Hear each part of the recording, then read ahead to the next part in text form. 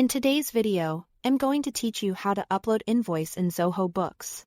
If you have a batch of invoices sitting in a spreadsheet and want them in your accounting system without retyping, this is the fastest way to do it.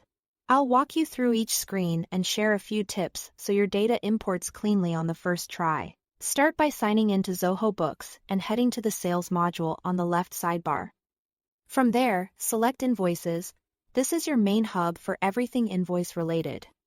And it's where the import option lives. Make sure you are in the right organization if you manage more than one, and that you have permission to import. In the Invoices page, look to the top right corner for the More icon. The three dots. Click that. Then choose Import Invoices. This opens the importer, which brings invoice data from a file into Zoho Books without manual entry. Next, click Choose File and select your prepared file from your computer. Zoho Books supports CSV, TSV, and XLS formats. So pick the one you've saved. For character encoding, use UTF-8.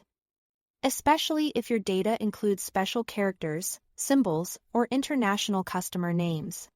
This prevents garbled text after import and keeps your records readable. Once your file is uploaded, you'll map fields. This step tells Zoho Books which column in your file corresponds to which field in the system. Carefully match items like invoice number, invoice date, customer name, currency, due date, item name, quantity, rate, tax, and any notes. Your column names don't have to be identical to Zoho's, but the mapping must be accurate. Pay attention to date formats and numbers with commas, as mismatches can cause errors. If a column isn't needed, leave it unmapped rather than forcing it somewhere. It doesn't belong with mapping set. Review the preview.